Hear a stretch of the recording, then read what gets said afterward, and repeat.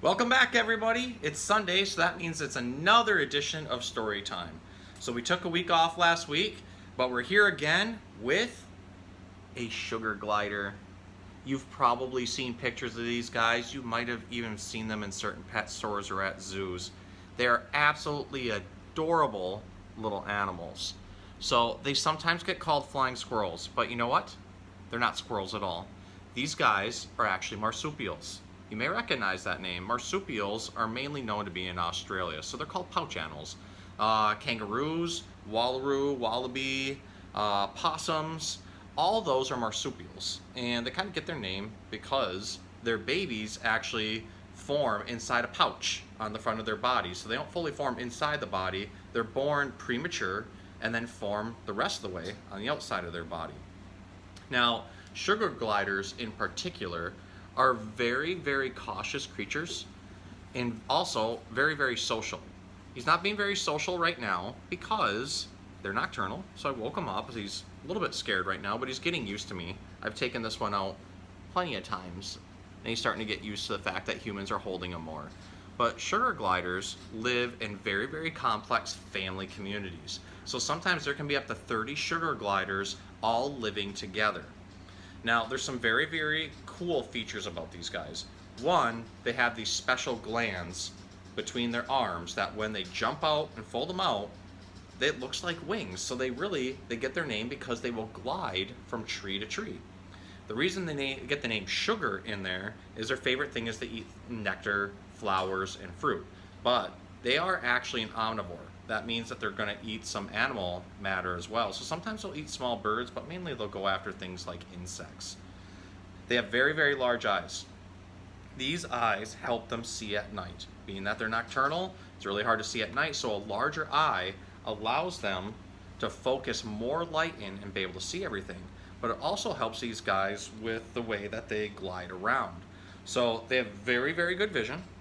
And they also have a very good sense of awareness. So these big eyes, they'll look around before they glide and they'll be able to see everything out around them and judge heights and distances and gaps between trees and then just jump out and glide from tree to tree. Now, even though these guys are very, very cute, we're not always recommending them as a pet. You have to be able to spend a lot of time with them because of their complex social structure. Because of the fact that they like very large family groups. These are an animal that are best kept if you are staying at home all the time, because they should basically be on you all the time. We normally keep like little pouches that you just wear around your waist or your chest or even your neck that they can sit in and smell you all the time. So they do have a very, very good sense of smell, and they do know who all their family members are. So with that being said, I'm going to try to hold him against me. That way I can get a little bit more calmed down. Flick a little bit of poop off of me, because that happens every so often on the show. I'm going to read you a book today that isn't really about sugar gliders, but about an animal that looks like them. And I picked this up when I was at the Museum of Ojibwa Culture in Ignace, Michigan. Now, I love learning about other cultures. I've read stories on here before about African culture and South American culture. I try to do anything I can. I even read one on Asian culture about dragons. I love the idea of learning about other peoples, where they come from, and what their ideas of the world are, or how they came up with concepts for stuff. So I went to this museum. I learned all kinds of cool things about the people, the culture, and the history. And while I was there, the lady working, Francie, helped me out with a book called How Chipmunk Got His Stripes. Now, I chose this book and the sugar glider because although they kind of look alike, just a little bit different color, you can see with the striping and everything, even though he's not a chipmunk, it kind of looks like him. So we'll go ahead and read the book about him. So this is by Joseph Brucock and James Brucock with pictures by Jose Arogo and Ariane Dewey. So, How Chipmunks Got His Stripes. And this is a Native American tale about how they believe Chipmunk got his stripes. So, here we go. One autumn day long ago, Bear was out walking. As he walked, he began to brag. I am Bear. I am the biggest of all the animals. Yes, I am. I am Bear. I am the strongest of all the animals. Yes, I am. I am Bear. I am the loudest of all the animals. Yes, I am. I am Bear. I am Bear. I can do anything. Yes, I can.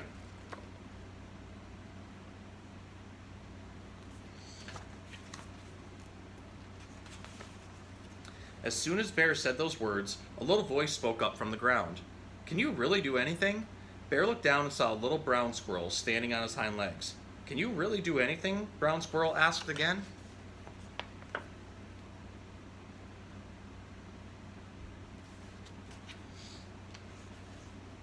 Bear stood up very tall. I am Bear. I can do anything. Yes, I can. Can you tell sun not to rise tomorrow morning? Brown Squirrel asked. I have never tried that before, but I am Bear. I can do that. Yes, I can.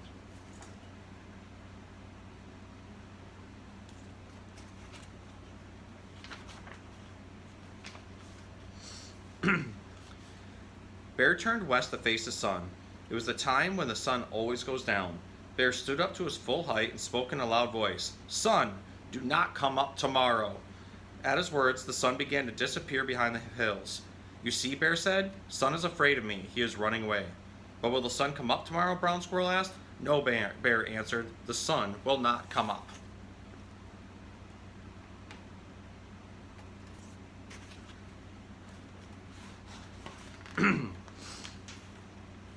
Then Bear turned to face the east, the direction where the sun always used to come up. He sat down. Little Brown Squirrel sat down beside him. All that night they did not sleep. All that night Bear kept saying these words. The sun will not come up. The sun will not come up. But as the night went on, Little Brown Squirrel began to say something too. He said these words. The sun is going to rise. Ooh, the sun is going to rise. Ooh.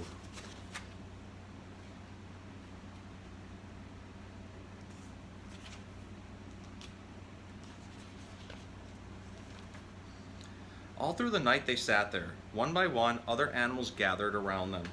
Fox and wolf, deer and moose, rabbit and porcupine, hawk and owl, otter and beaver, frog and turtle, and even the little mice came.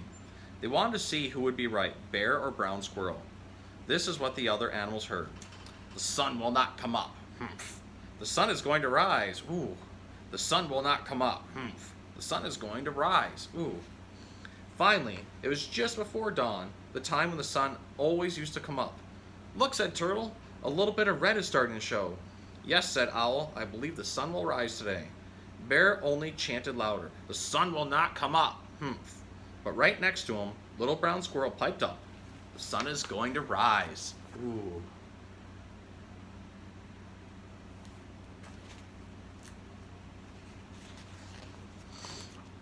And the sun came up. The birds sang their welcoming songs. The bright light of the new day spread over the land. Everyone was happy except one animal. That animal was Bear.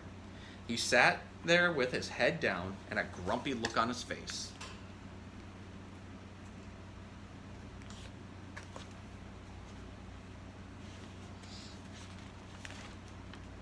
The happiest animal of all was Little Brown Squirrel. The sun came up, he chirped. The sun came up, the sun came up, the sun came up. Brown Squirrel was so happy he forgot what his wise old grandmother had told him when he was very young. Brown Squirrel, his grandmother had said, it is good to be right about something, but when someone else is wrong, it is not a good idea to tease him. Now Little Brown Squirrel began to tease Bear. Bear is foolish, the sun came up. Bear is silly, the sun came up. Bear is stupid, the sun.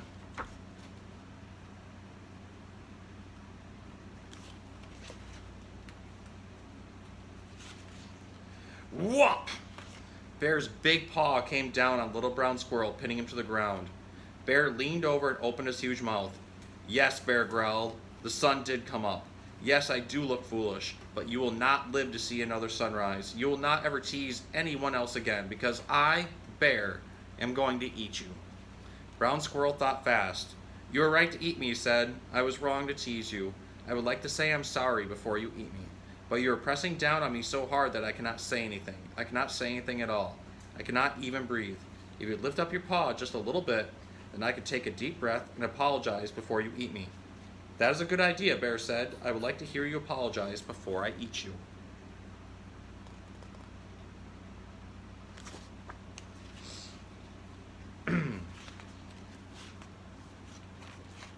So Bear lifted up his paw But instead of apologizing, Brown Squirrel ran. He ran as fast as he could toward the pile of stones where he had his home. He had a tunnel under those stones and a nice warm burrow deep underground. Little Brown Squirrel's grandmother stood there in the door waiting for him. "Hurry, Brown Squirrel," she called. "Hurry, hurry."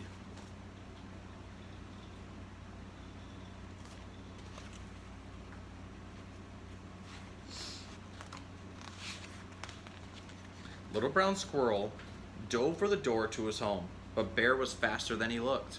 He grabbed Little Brown Squirrel with his big paw. Bear's long, sharp claws scratched Brown Squirrel's back from the top of his head to the tip of his tail.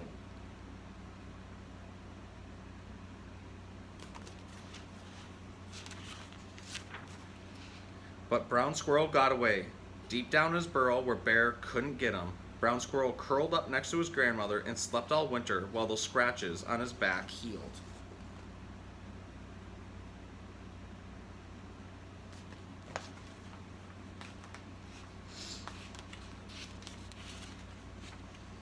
When spring came, Little Brown Squirrel came out of his hole and looked at himself. There were long, pale stripes all the way down his back where Bear had scratched him. He was Brown Squirrel no longer. He was now Chipmunk, the striped one.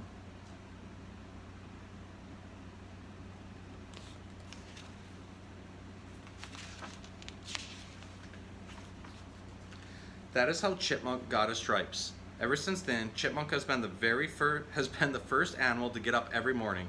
As the sun rises, he scoots to the top of the tallest tree to sing a song.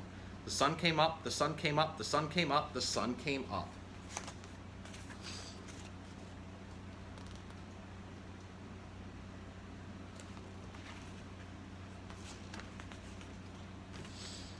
And ever since then, Bear's been the last animal to get up. He doesn't like to hear Chipmunk's song. It reminds him, as it reminds us all, that no one, not even Bear, can do everything.